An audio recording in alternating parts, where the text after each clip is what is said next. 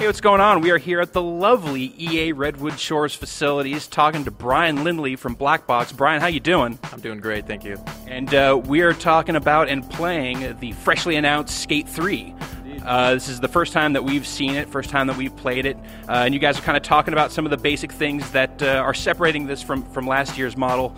Let's talk about, first off, the new city. New city is Port Carverton. We're not going back to San Vanalona for a third time, so it's a whole... No Neo San Vanalona? You're not going into the future for this one? No Neo San Was that ever on the whiteboard? It might have been. I cannot confirm or deny if that was on a whiteboard or not. But yeah, a whole fully new city with Port Carverton. We've got 3 basic districts. One will be University, and each of them kind of has their own flavor and style. University being the first place where players start, where they can learn. It's pretty open, easy place to skate. Downtown, which plays a lot of plazas and street skating, as well as business districts and so forth, a little bit more difficult. And then the industrial area, which is a bit more gritty with some harder core street skating and big dry docks and things of that nature. So it's going to be a whole new city. We're really excited to get it out to the players and have them playing on it. What was the big motivating factor in moving away from San Vanalona? Like, why did you decide that you had kind of had enough of that city? The primary motivation was just giving the players an entirely new place to skate. We had done a lot of refactoring with new San Vanalona and Skate 2 and reinvented a lot of the spots there, but the feedback through our customers is they want new places, new stuff to skate, which is the big reason why we wanted to build a whole new city this time around. We love San Vanalona. We got a lot of mileage out of it, no question, but the primary motivation is just giving players more cool places to skate, new stuff that they haven't seen before. So what's kind of the thematic difference between the old city and the new city? The big thematic difference, like if you remember in Skate 2, that it was really about the crackdown and security guards and everybody trying to stop skateboarding. And The man keeping you down. And in Skate 3 at Port Carverton, it's a city that embraces skateboarding. It's a bit more wide open with it. They're not out to put skate steppers down or have security chase you down. They want to embrace it as a sport and an art form, and it's a bit much more friendly place to skate than San Vanalona was in Skate 2 for sure. Is there any specific real-world inspiration for the new city? Absolutely. We use a ton of reference from a lot of the sort of beloved skate spots around the world. We incorporate as much of that as we can into various landmarks and so forth in the city. We also take a lot of artistic license when it comes to just creating our own stuff that we think is cool as well. There will be a mix of some real contests and locations in the final game, kind of mixed within the city as well. So the players that know skateboarding will see some familiar spots, no question. So gameplay-wise, big thing that you guys are showing off today is the team-based stuff. You want to talk just a little bit kind of generally how that stuff works? So teams is sort of the primary theme of Skate 3. Your goal in the career, both as well online and offline, is to get a team of skaters together and create your own brand and sort of bring it to the top of the skate industry. So a lot of the challenges and the modes that we had in previous games, we sort of adapted to team play. So you can play it online or offline with AI or online with your friends like we were playing today.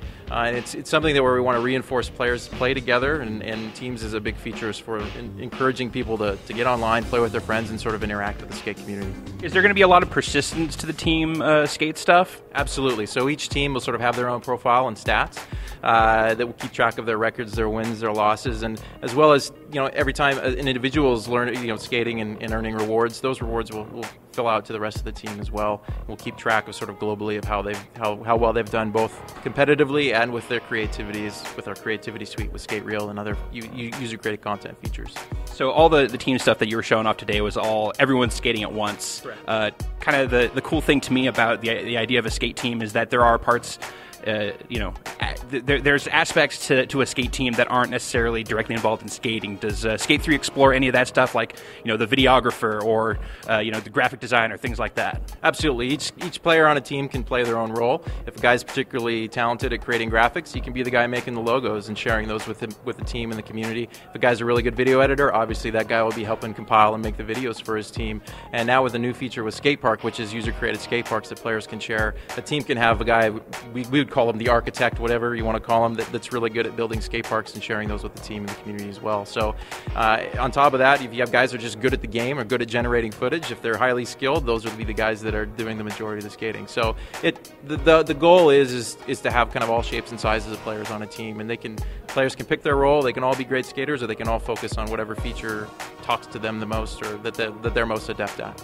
Now, what way are you guys expanding on the kind of peripheral stuff, the real editor and this new park editor?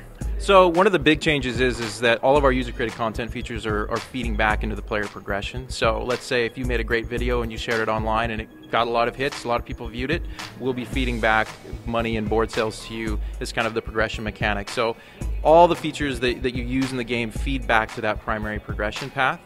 So that's one of the big changes, is that creating stuff will actually get you things in the game, and we'll reward you for that, we'll reward your team for that.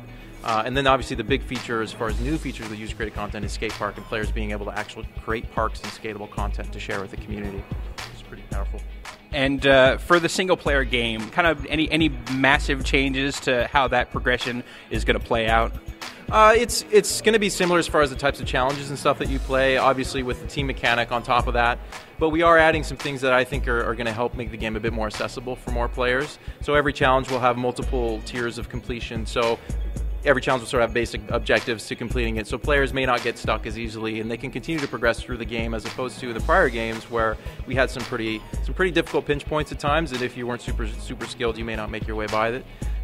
So that's one of the big changes with the progression, and obviously anything you do, again, it contributes back to your team and your own success is what really we're pushing for. So the name, Skate 3, very utilitarian, gets the point across. I have to ask, because this occurred to me this morning as I was writing an email.